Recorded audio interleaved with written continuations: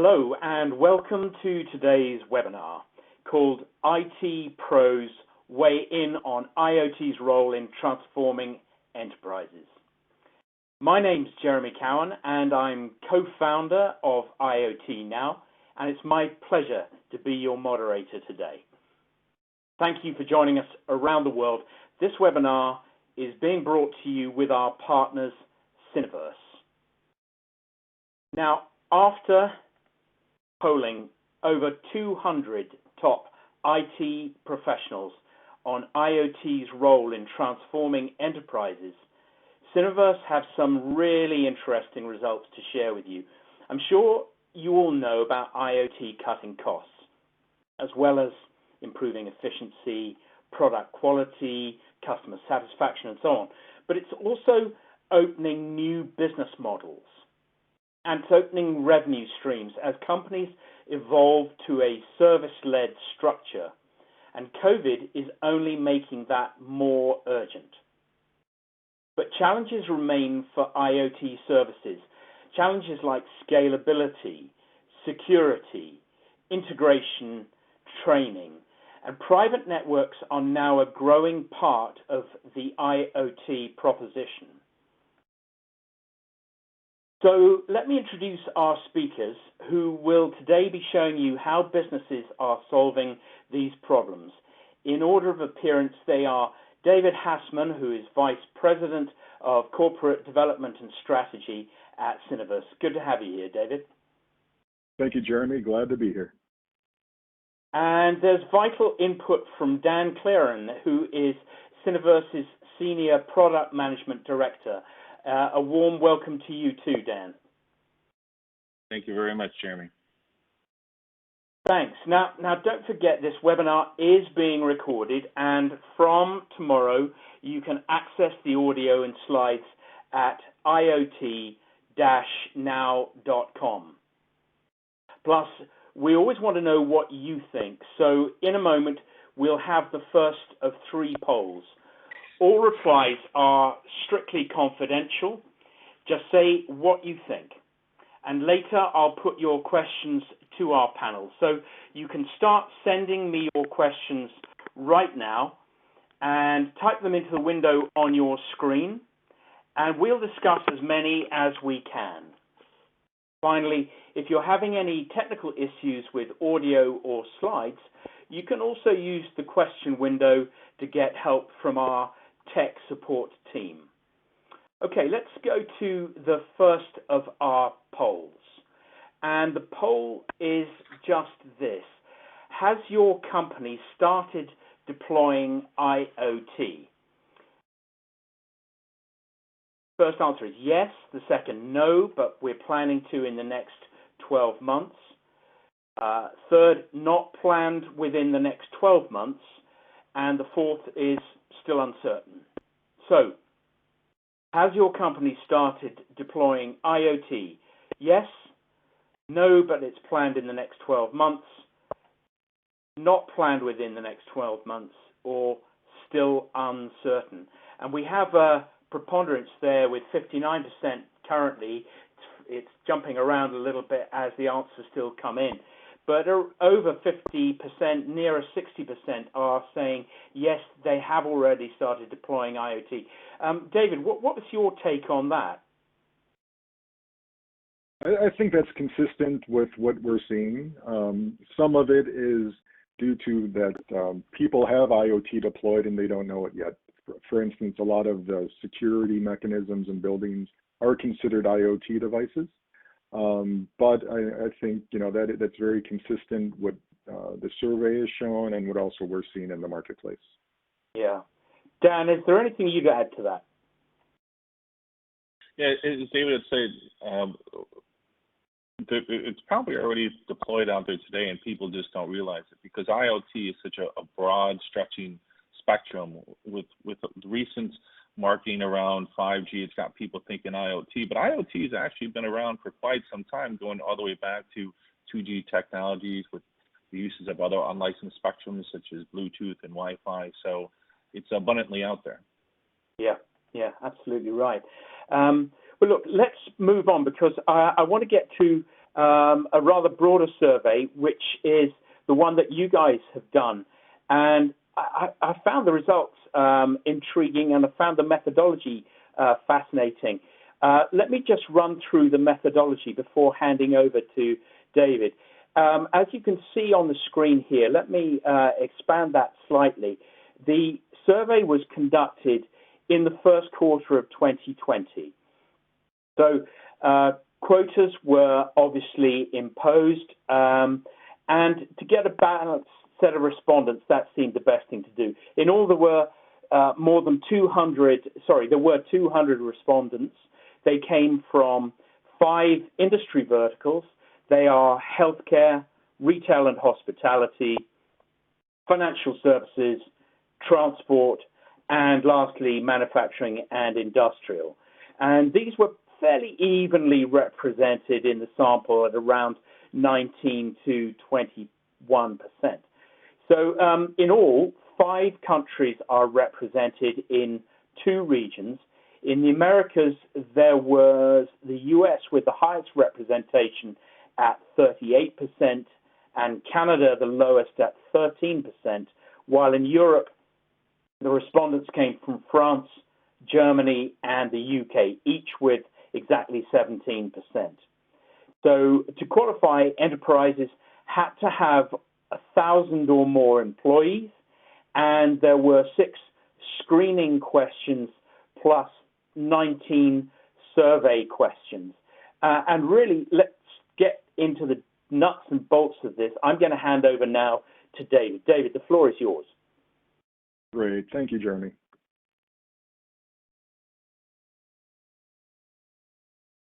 So first, I'd like to cover really 3, kind of key themes or messages that came out of the study. So first, and I think, similar to the earlier poll, enterprises are very enthusiastically either have deployed IoT solutions, planning IoT solutions, and have them kind of in flight, if you will. However, there is a big concern about security. In fact, about 86% of the people we polled, they have, reported back saying that security concerns have either delayed or constrained their IoT deployments, either from a cost perspective or the complexity of putting that IoT deployment together. And frankly, probably the biggest concern was, and it stands to reason, you're now putting all these new endpoints on your network where you have to consider as open attack surfaces from the internet. Just as you have your employee laptop or desktop that your enterprise IT department has put all kinds of security on it today, now they have to consider every IoT device needing an equal, if not more, level of security on it. One of the methods that enterprises are looking to address the security concern is for IoT is private networks. In fact, already about 50% of the enterprises that we've polled are putting some form of a private network in place to help alleviate those IoT security concerns. And later on, we'll go into some definitions and exactly what are we referring to when we say private network. But also with a private network, in addition to the security benefits you get other benefits too in terms of better data management, control of your data, and perhaps easier integration with your current IT platforms and services. And then finally, we saw a very wide variety of what types of IoT applications that enterprises are looking to deploy, the different types of connectivity they're looking to use. But what was really common among all of that is that enterprises are looking for a trusted expert to help them not only with the initial architecture and deployments, but the ongoing use of it and the definition around use cases and ROI and total cost of ownership. So with that, also in the survey, and very relevant given the timing of which the survey was done, we looked into what might happen with IoT due to COVID. And really we saw two factors driving the impact here. First, with COVID, was the lack of mobility of people, the lack of travel, people being in their homes. And the second was the secondary effect of COVID. What is happening to the economy and to people's jobs, and beginning to control their spending. So not surprisingly, in terms of the impact, we see connected clinical devices and telehealth on the rise. Wearables, fitness trackers, as everybody's stuck in their home office or home working space and not allowed their usual exercise regimen. Drones and automatic vehicles looking to reduce, the touch environment. Similar with wireless POS, as restaurants and other retail establishments have gone to, delivering your food up to your car or any types of packages, being able to bring that point of sale terminal to you in your automobile or where you're picking it up, or putting a more touchless format of payment in place. With biometric access and security, it might seem odd that people are putting that in place since they're not going into buildings. But what the effect here is really to understand which people are coming in and out of the buildings and when, for tracking purposes. And then on the downside, not surprisingly, things like digital signage due to retailing, smart metering due to the lack of the ability to install those devices. And then also smart extractive industries. I'm not so sure if it's COVID related or more related to some of the macro effects in the oil and gas and energy industry today. Okay, so moving on. One set of things that we had questioned the IoT enterprises about is what goals are they looking for? Why are they deploying IoT? So let me blow this up for you a bit here so you can have a better look at the results here. So first and foremost, coming out, one of the most important attributes in terms of when they're looking for an IoT provider and someone to help them with IoT is the connectivity and reach of the network that they can bring them. So really, your IoT device is only valuable if it's connected. So necessarily, you're going to look at the reach of it. That may be reach within your building itself, a campus environment, among multiple buildings you own, or in the terms of mobility IoT applications, the different types of networks around the world that it will be able to connect to. Also with that, when we think of our connectivity and reach, we have to think of other attributes, not just the connectivity and reach itself, but the ability for that enterprise to have uniform policy and security control across these disparate networks if it's going outside their building. So kind of an aspect of connectivity and reach that these IoT providers need to come with. And also really to minimize relationships. Do you, as an enterprise, want to go out and connect with tens, perhaps 100 different cellular providers and other local networks, and managing that, trying to have the uniformity across those different networks when you're deploying your IoT application? The second big part of this was coming around the need for security. So a lot of the enterprises that we have talked to in this survey, but also through the course of our business, security always comes up, as one of the highest concerns as they're putting these all in. And I think I talked about that at the beginning in terms of all these new endpoints coming across their networks. So that's certainly a concern. But also, how does the IoT security get integrated with the current policies of the enterprise in general and the different security platforms that they have and the orchestration among all those? And then the next couple, from the technical architecture all the way down to the consulting and planning and support, really highlighting the need for enterprises need help.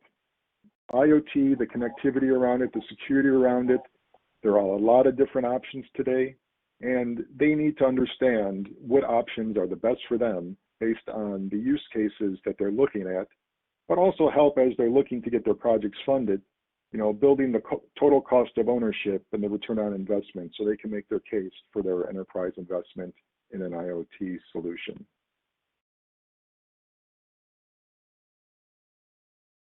So Jeremy, I think that brings us to the second poll for our presentation today. Yeah, it does indeed. Thank you. Let's go to that second poll. And the poll is, of the following options, what is the main goal of your IoT deployment? So you've got 5 options there. Is it to increase competitiveness? Is it improve efficiency and productivity? Is it data collection? Is it improve product or service quality? Or lastly, does it improve the customer experience? So of the following options, what's the main goal of your IoT deployment? Increase competitiveness, improve efficiency and productivity, data collection, improve product or service quality, or finally, improve the customer experience.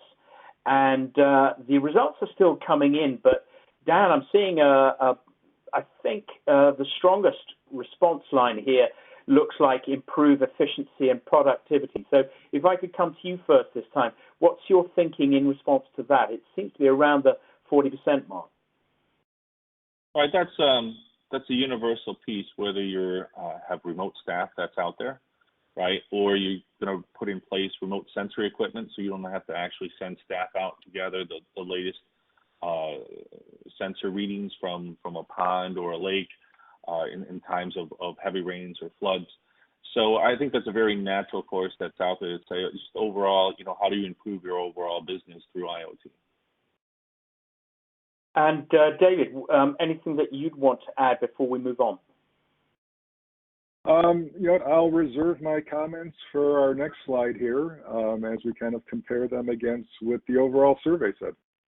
Well, let's do just that because the next slide is yours. Over to you. All right, and I'll blow this one up too so everybody can get a better look at this. So spot on.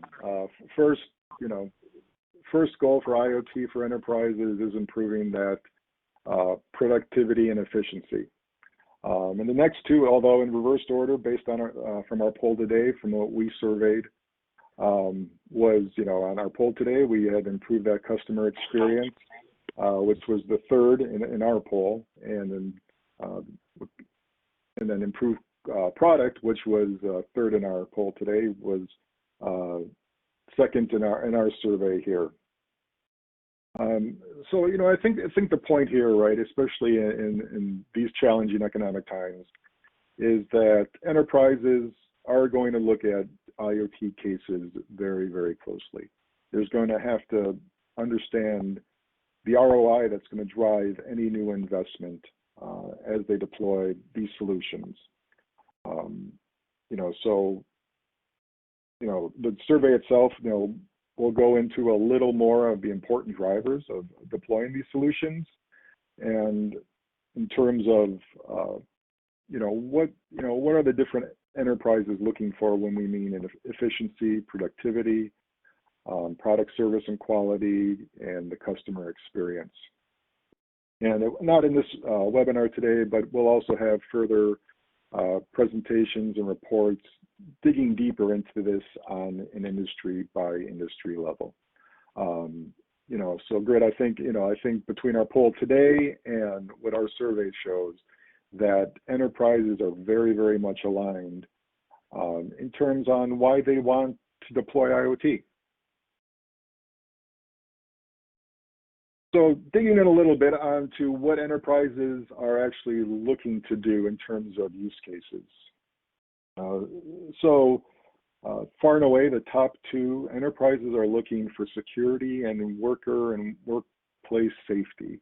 So as I mentioned at the beginning, some enterprises have IoT already deployed today, whether it's their cameras, alarm systems, smart locks. If you have, your badge as you beep in through a certain door, that's actually an IoT type of application. And a lot of, especially in the industrial environment with worker and workplace safety in terms of environmental measuring, measuring other employee type of environments and attributes, very important today in the workplace. Then the next couple, we can kind of tie back to the goals of why they're deploying IoT. So in terms of the remote payment terminals, I think that's clearly, going for that customer experience, making it easier for a customer to purchase something, be it at retail or in hospitality. And then I think the next whole bunch here, the 40% and the 52% here in terms of those smart buildings, asset tracking, maintenance, remote asset monitoring, again, speaks directly to that number one, to the efficiency and productivity that enterprises are looking for. And then, perhaps that's why we're seeing quite a bunching there around that. Looking at the bottom ones, since there is, such a wide gap between, fleet management and then the bottom three, I think that kind of goes to the maturity of the markets today and things that are in place or not in place.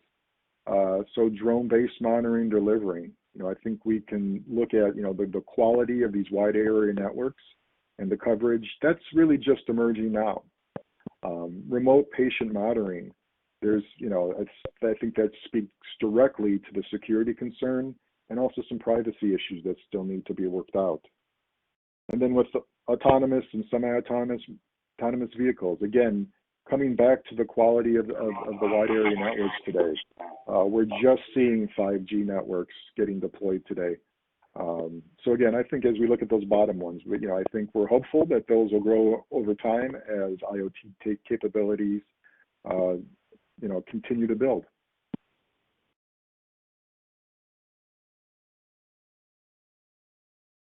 All right.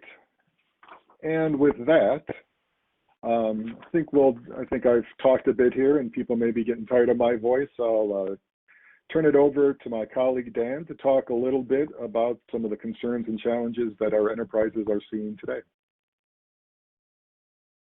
Thank you, David. So the focus of the discussion has been around really security. We've gone through that several times. And if we look about the impacts as far as security as it relates to IoT, you can see the importance and the reason why it's in such a spotlight right now. So the number one cited concern about IoT deployments and security is protection against malware and ransomware. And while many of us don't feel it every day, that's a very real threat that's out there. That if it happens to an enterprise, a malware intrusion or even a ransomware, they're not going to publicly disclose that. So we won't have that information that's out there. But to give you a reality check behind it, you can simply look at in the state of Florida, is where I'm located at. Several cities just recently were held hostage by ransomware companies that came in that basically shut down their public works and said, I'm going to hold you ransom until you pay X amount of dollars, right? And again, I'm sharing that because this was an enterprise survey, but again, that's a public entity, you actually see that. So can you imagine the impacts behind a ransomware coming in to hold your company hostage, or even a denial of service attack that's going to happen to you? And then the next piece up that was highlighted was the protection against theft of data and financial loss. I mean, think about the implications of the financial industry or the healthcare industry. I mean, in fact, we see that all the time where there's been a data breach that happens, and now we're all receiving emails saying that your bank has had a data intrusion, but we're going to protect you in the future by giving you some kind of security protection against your private identity. But that greatly diminishes your brand, opens up your risk to lawsuits left and right. And then there's the preventing the accidental leakage of confidential data and intellectual property. Think of your remote workers from home, regardless of your industry. We're all working from home at the moment because of the pandemic right now. And there's sensitive information going back and forth. Your R&D staff are out there. They're working from home back and forth. And it's great to do the deployment as far as cellular connectivity back, but ensuring that it's secure end-to-end is crucial right now, as you can have eavesdroppers that are out there that are looking to see what's being transmitted back and forth at some of these high-profile companies. So again, if we think about that message back, IoT is critically important with all the use cases that we saw. It can increase efficiency, it can improve productivity, it can give you a competitive advantage, but with each IoT deployment, every device that's going out there, that's another endpoint that ultimately results going back into your infrastructure. So protecting that security is crucial, and you've got to have a good game plan behind that. So I'm going to blow up this next slide for a second and talk about the effects of security on IoT deployments. And 86% of the enterprises that responded to our survey have said that their IoT deployments have been delayed or constrained by security concerns. And why is that? Well, we highlighted the concerns before, but as it relates to the project, that the cost of layering on security can increase the overall budget. Security can add complexity to the integration of those devices and the data into existing core applications that the company already has. You're introducing a new technology into that corporate infrastructure. You want those systems to talk, and you want those systems to talk securely. So it's about how do you actually accomplish that piece. And with that, you know, the security decisions have significantly impacted the selection of an IoT provider. This has become a criteria. We saw earlier that, you know, it was about coverage. It's always been about coverage. Do you have coverage? My partner, if I deploy these devices out in the field, is it actually going to connect?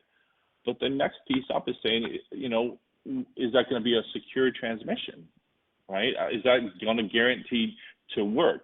And again, it's not just security as it relates to the data transmission, but it's about security of the environment to ensure that these critical things continue to work. And the result of some of this has been delayment of our IoT deployment as we assess these pieces.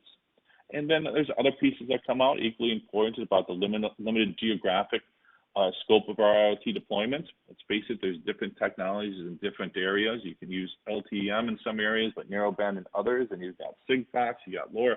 There's a lot of decisions that need to be made as far as what's the right technology and is it available in my market. And a resulting impact is that not only is the cost going to increase, not only is there delays, but we're going to deploy less amount of IoT devices than we had originally planned. And quite honestly, there's some people out there that are squared away and have said there hasn't been a major impact and we're going to stay the course. But you can see the diversity across the board that you've got to take into consideration, not only the security, but the impacts behind that. I will move on to the next slide.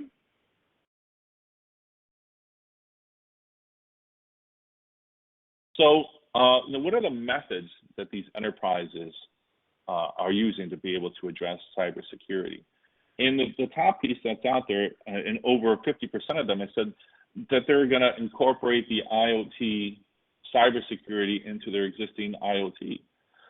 So there is no dedicated team that's out there. So the expectation that the existing staff that you have today that's deploying your solutions are going to be able to meet your overall needs, which as long as you've got that expertise, that's great.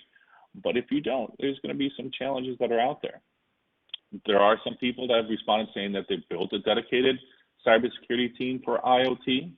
Over half have come back and said, we need to incorporate real-time monitoring and network detection to be able to identify suspicious traffic that's taking place, which is crucial, right?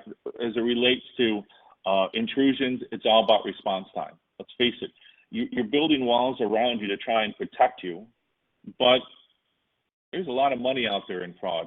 There's a lot of money out there in all these pieces, and they're trying to get at you. So you're facing that barrage left and right. So one of the most important things you can do is prepare for that response that's out there. So some people have built dedicated security teams.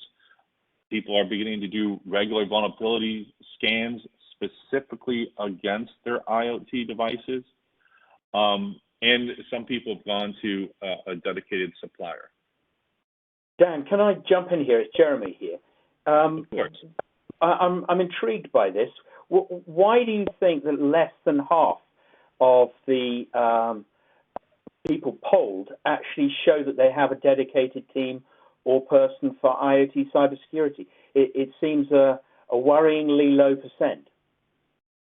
Yeah, it would be very natural for you to say, well, I'm going to hurry up and go build an IoT security team. But at the same point, most of the enterprises out there, IoT is completely new to them. Yeah, they've done networking, of course, for many years. You've got to have network computers. You've got to have Wi-Fi. You've got to have Ethernet within there. But when you begin to get into remote sensors and you begin to talk about licensed spectrums versus unlicensed spectrums, and you talk about broadband versus low power WAN, that's not an expertise that all companies have the luxury of having in place or have access to be able to hire those people. Understood.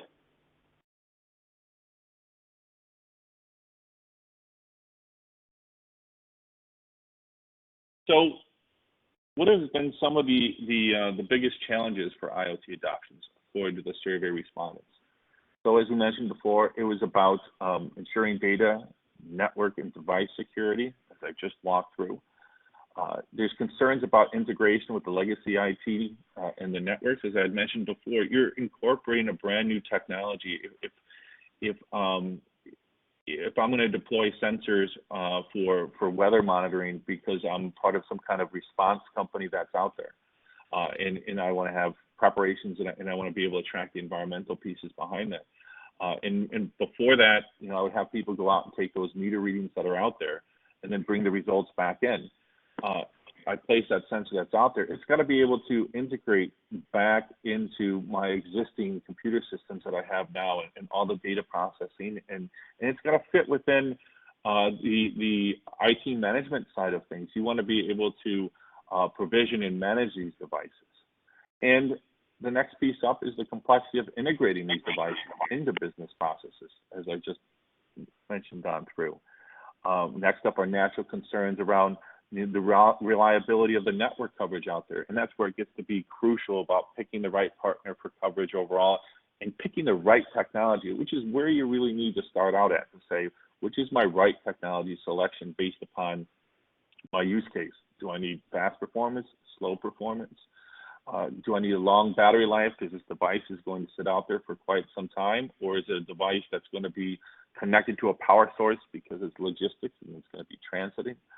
As I mentioned before, another big, huge piece is ensuring data privacy.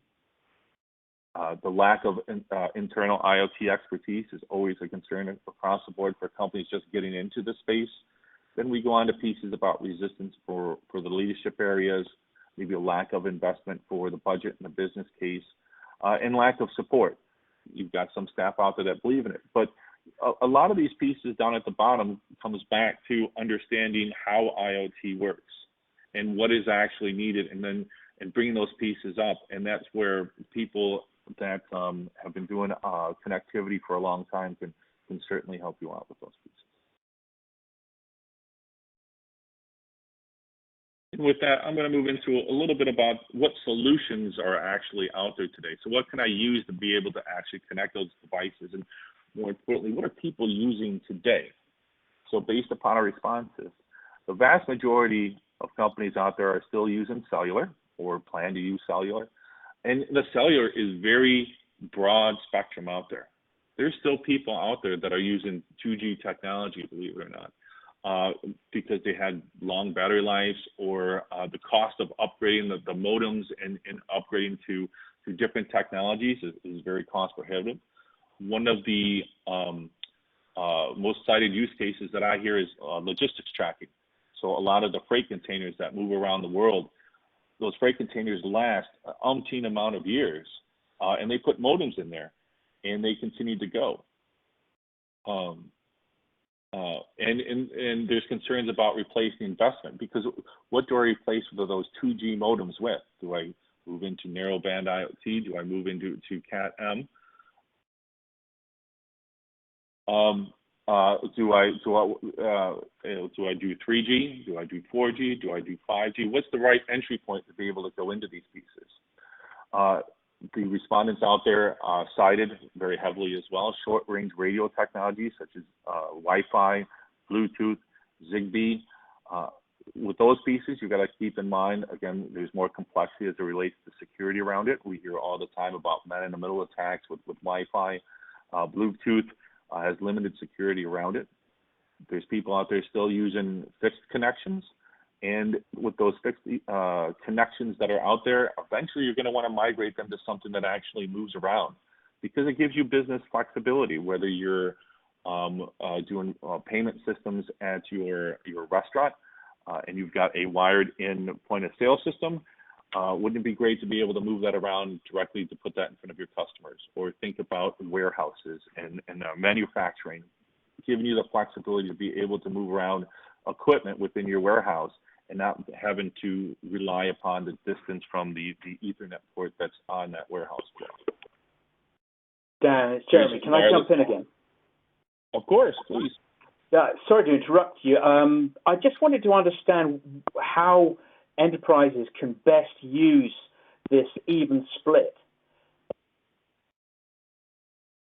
Yeah, I always start out first looking at your use case. What are you meaning to accomplish?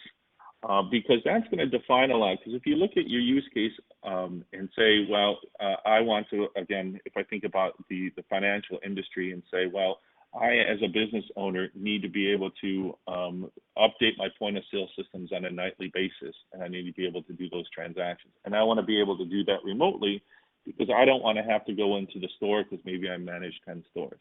You can begin to define about, what are the mobility requirements of that endpoint, right? I want to be able to remotely access all of my stores. Okay, well, that then knocks out several different technologies out there because of distances. Then you take a look at and say, well, how much data do I need to transport? With that, then I have to look at broadband technologies. Certainly, I couldn't put that over a low power WAN piece if I'm going to connect to my root stores. And then I'm going to look at security. So it's about starting with the fundamentals about what do I really want to accomplish, then defining the quality of services that's actually needed, where I'm going to do it, and then you end up at a result to be able to pick just one or two technologies.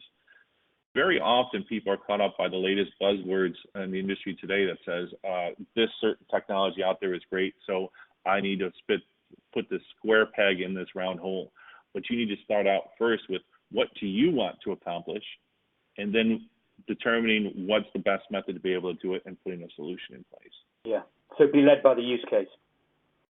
That's right. If I can just jump in also for a second on that too, right? I mean, just to be clear, right? None of these are mutually exclusive. Especially today, we're seeing a number of hardware vendors coming up with, multi-axis type of access points in terms of the different types of IoT technologies that they can support simultaneously. So I think it goes directly to what Dan speaks for the use case, right? One size does not fit all.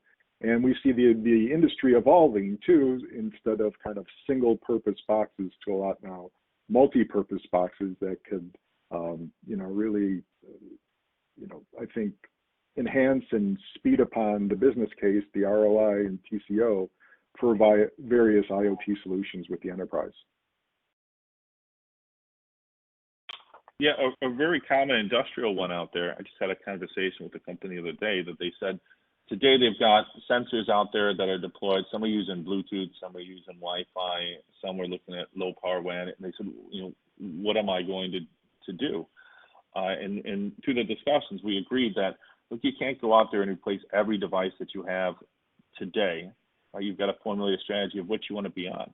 But short term, their plans are to get an access point that can basically aggregate all those coverage, be within range of all those devices, be able to hit some of the Bluetooth ones, be able to pull in the the low power WAN ones, maybe using a LoRaWAN as an example. It's got Wi-Fi connectivity and some other technologies on it. And they'll do a cellular backhaul where that access point will gather all the information. It's intelligent enough to be able to store the information in the routine information and transport that at the appropriate time. And then also catch anomalies that says, okay, well, I need to send this alert on through. So the use of aggregating the coverage and delivery on a cellular backhaul is becoming common. But as David had mentioned, smart companies are building a multi-radio strategy and leveraging the best technology according to that device that's going to be out there in the field.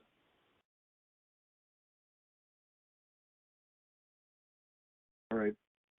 Moving on, and just a quick public service announcement for the folks attending. A recording and the report will be, the link will be sent out after the webinar today, so you will have that. So you don't have to sit there worrying about taking screenshots and things like that, or if you showed up late and thought you missed something, full recording will be available.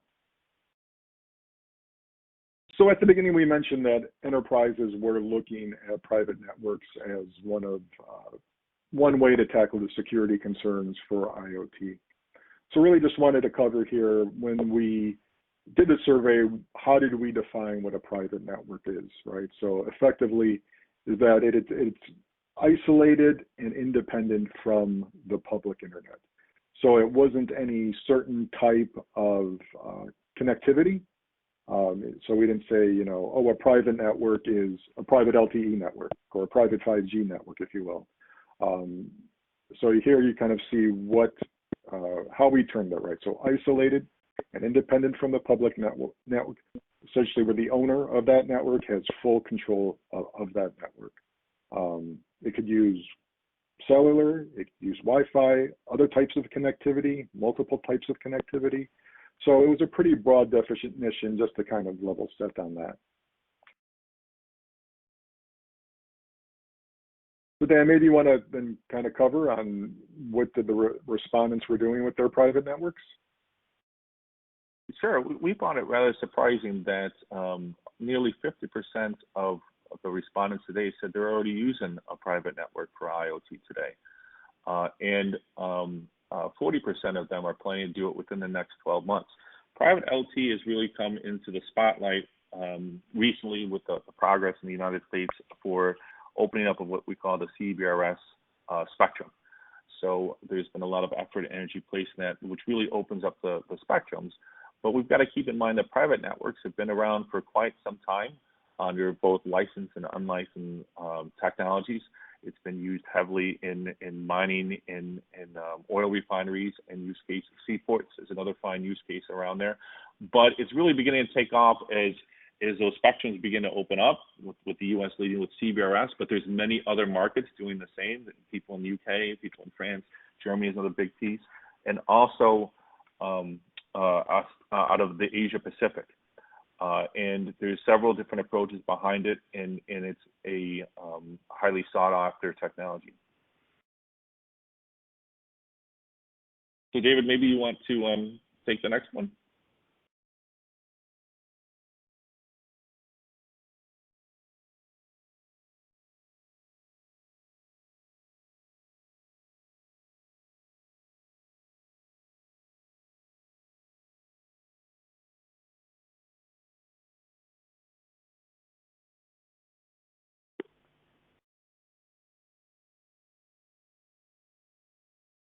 David, are you able to take that? Yep, sorry about that, Jeremy. So, you know, when we look at the results here, I think we... Oops, sorry, David. I think we're on the next one, the most important benefits. Is that where we are?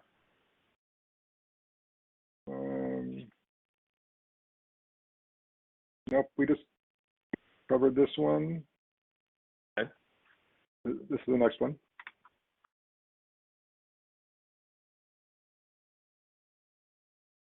So I think some of the obstacles today when CIOs and IT departments are looking at private network, you know, what are the obstacles that they view today?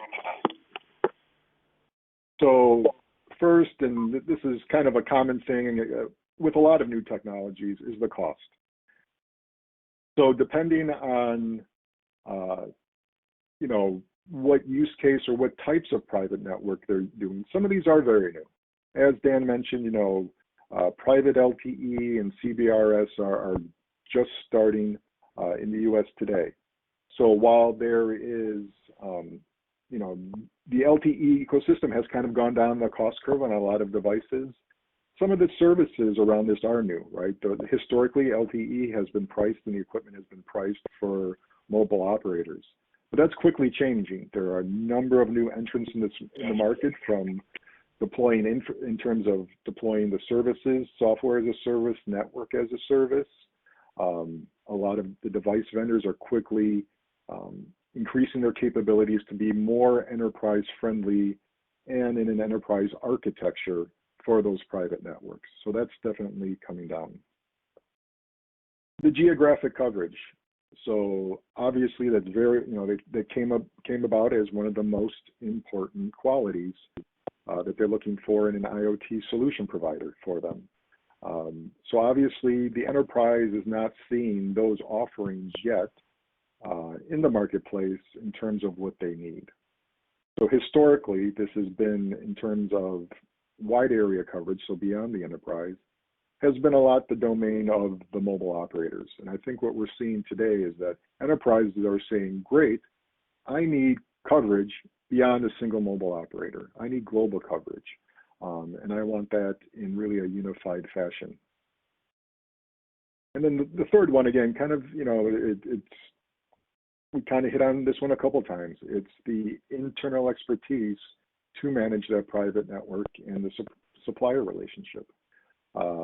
So historically, probably a lot of the interfaces with the mobile operators or other wireless service providers for enterprises have been through, you know, their telecom department. It was really kind of a finance and purchasing function. Now it's really more of an IT function, and not just from a desktop support or laptop support, but really understanding how those IT devices are now a critical component and an extension of that enterprise's network. So when we think about these two, right, we need to take a step back from a telco view and really look from a CIO view and really an enterprise architecture, inside out, how he has built his, you know, historically built his enterprise network over the past number of years, and how he extends that enterprise architecture into the IoT network environment, as opposed to taking kind of the wide area cellular, other wide area network environments, and trying to bring them and force them onto an enterprise architecture. Dan, any other thoughts about the obstacles? No, I think you hit it spot on. All right, great. All right, I know you like talking about this one, so, you know, how about covering some of the benefits of partners? Yeah, the two-sided benefits cited from the poll is improved device security and privacy. To be honest, you know, it's compared greatly against Wi-Fi today, which is the most common form of an enterprise using mobile connectivity at the moment. And with the private networks using 3GPP technology, right, there is increased security benefits that's out of it. There's better data management and control is the next piece that's cited. Being able to manage my end-to-end services across the board. There's a great deal of flexibility that private networks can be done at the enterprise level as it relates to slicings of networks, quality of services, and where the data is actually routed. Then further pieces as far as, you know, it's easier integration, providing flexibility and support, being able to manage the devices by granting and denying access across the board, and being able to have greater visibility into the operations. A lot of these pieces are cited that says my device is already using cellular because I've got a large campus. In between those campuses, I don't have Wi-Fi today, so I'm already using a third-party operator to give me cellular connectivity, because cellular is important to me overall. But by me, the enterprise, taking control of my own private network, I can offer that same coverage, because private networks are in most parts of the world using spectrums that have less amounts of congestion. They have greater distance reach and capabilities than Wi-Fi or some of the other technologies that are out there on the unlicensed spectrums.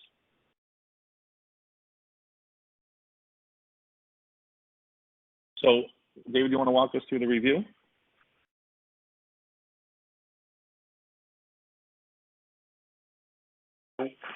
We don't hear you, David. All right. So You've got some background noise. We got you now. So I think all righty. So as we kind of kicked off the webinar today, and some of the key messages and what we've taken out away from our survey, right, is, first and foremost, right, enterprises, there's a variety of IoT applications out there, a variety of use cases. They're all going to have their own needs and different types of IoT architectures and solutions and providers to help them with that. Security is critical. I think everybody knew that at the beginning, that security was going to be important. We, conceptually get it, all these new endpoints, but now as the deployments are occurring, it's really starting to stall out some of the deployments because perhaps there hasn't been enough thinking at the forefront for that. And then finally, as we just, kind of talked a lot about, enterprises are certainly a solution to help with the security. In some instances, we're early on, and we still have a few more hurdles to cover to get those more widely deployed. And again, before we jump over the Q&A, and again, just to remind everybody that a recording and a link to the download of this research report will be sent to all the registrants and attendees of the webinar afterwards. So Jeremy, with that, I will send it back to you. Nice job. Thank you, guys. Let's go to our Q&A because our audience, as always, have supplied us with some great questions. First one I want to put to you, gentlemen, is this. If companies are worried about IoT security, what can they do to minimize this concern? Can I come to you first, David, please? Right. So first and foremost, it's the upfront planning, right? So understand that you are concerned about it, and if you don't have the requisite knowledge, bring in a partner to help you with that, right? All the way from, it may be a specialized security IoT partner, it may be more of an all-inclusive security partner. But I think that's what you really need to look for at the outset of that. Don't let it be an afterthought. Don't work on an architecture. Don't work on a use case too much. Kind of as you're going along, keep security in mind and have the right partner and expertise to help you with that. Dan, unless there's anything you wanted to add to that, that seems a pretty good answer, and we've got a ton of questions. It'd be great to move to the next one. Can I do that? Yep, sounds good. Okay. The next question is, I'll put this one to you, if I may, Dan. My team wants to further our IoT deployment, but we can't get the budget. How often have we heard that? How can we take it to the next level? It all results back to the business case behind that. I mean, people don't always see all of the impacts what IoT can do. They see, okay, well, we don't have more money to be able to hand out, let's just say, remote access devices to my employees because they're working from home, right? And they can just use Wi-Fi at home. But once you actually put a business case together about saying, well, you know what, Wi-Fi does go out in people's houses. The broadband connection in my house goes out all the time, despite me calling my cable company asking them to give me a better connection. And then the Wi-Fi can also go down because, to be honest, I share it with other people in my house. And my productivity is deeply important to my company. They don't want me to lose my connectivity because of things that are happening to the network in my house. So wouldn't it be nice if it actually had a device with cellular connectivity going back that's got security wrapped around it, so it tunnels directly back in that infrastructure. And the justification behind that is not one of convenience for the employee, but it's about remaining productive and helping the company move forward. And it's those types of use cases that will help you go back and get your budget. Fair answer, thank you. David, can I put this one to you? Zafar Majid Rava has asked, what can be the impact of IoT for new small-scale startups? The tendency, I guess, being sometimes to think of this as a mid-scale or enterprise corporate level solution, but is it? Again, it depends. It's pretty broad, so it depends what the startup is actually doing.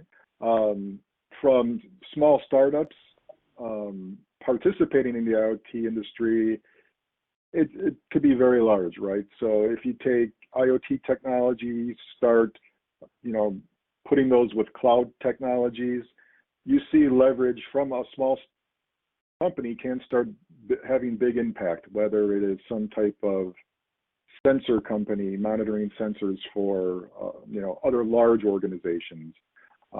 There's leverage there. But probably too that they're going to need partners. So even if we're saying the enterprise needs a partner to maintain all these relationships, especially with mobility applications, the same is going to be true for small startups. The good news is that there are many companies out there to help them with that. So depending on what application that startup's looking to use, there's a lot of help for them to scale that. Fair enough. I'm going to give you 30 seconds to answer each one, if I may, guys, because we've got so many good questions and we're running low on time. Dan, good question here. One I normally steer clear of questions on pricing, but this is so relevant. How do prices of IoT devices vary according to the type of connectivity? Dan, what's your thoughts on that? So the faster the connectivity, the more expensive the device is going to be, because those traditionally are going to require, again, a more powerful modem, more powerful radio, and it's going to have to transmit more data. When we think about the low power spectrums, especially like low power WAN and LoRa and so on down the line, those use cases are more centered around long battery life and low cost manufacturing, because they're going to go in the bucket of massive IoT. So a good way to look at it is based upon how much traffic you're going to push. That's probably going to increase the price. Yeah, thank you. Spot on. David, Michael wants to ask, what do malware, ransom, and data or financial loss have to do with IoT use cases? It seems more of a roadblock preventing IoT. How would you respond to that? Right. So it's correct, right? So those are a roadblock to IoT. As we're putting IoT devices out there, those are on-ramps for people to get into a corporate network, right? So getting in through a security camera that may have an open internet connection over it, that's a roadblock to someone to get into the enterprise, into the financial systems of that enterprise, and take it hostage. So it is absolutely a roadblock. So what needs to happen, again, is to build up the security up front when you're deploying your IoT solution. Thank you, David. Dan, a question here from Glenn, who wants to know, have you seen an adoption of software-defined networking, underlay or overlay networking in the IoT environments for implementing secure networks? Actually, we get asked that question all the time, and we've got several use cases that are out there around it, especially related around the financial industries and the healthcare industries, really focusing upon security and trying to address latency and ensuring quality of services. Sounds like there's a conversation to be had there. And this will have to be our last question. David, can I put this one to you? How can mobile operators benefit from allowing inbound roaming IoT traffic? And should such traffic be treated in the same way from a pricing standpoint as regular data? Right. So there's a great opportunity here for mobile operators and a new revenue stream. And there will need to be some business model considerations and pricing considerations but it's really on an IoT by IoT use case. So a small sensor that's using little data traffic itself, but maybe using a lot of signaling traffic, very different than perhaps a roaming connected car use case that's using a lot of data traffic. So what really needs to happen now, I think, is the industry needs to shift paradigm a little bit and go to more use case pricing for IoT versus the usual per megabyte type of package that we've been used to. That's a comprehensive answer in the short space of time. Guys, I'm really obliged to you. I'm afraid, as ever, we are out of time. Please, everybody, don't forget to bookmark our site at IoT-now.com. And there, as David has mentioned, you'll find not only the latest news, videos, blogs, reviews, and interviews, but from tomorrow, you can stream this webinar at the site too. It just remains for me to say a very big thank you to our speakers. David Hassman from Cineverse, many thanks for your expertise, David. Thank you, Jeremy. And my thanks also go to Dan Claren. It's been really great to have you here, Dan. Thank you very much, Jeremy. Most of all, ladies and gentlemen, we want to thank you for joining us around the world. Keep safe. We do mean that more than ever. From everyone here at IoT Now, bye for now.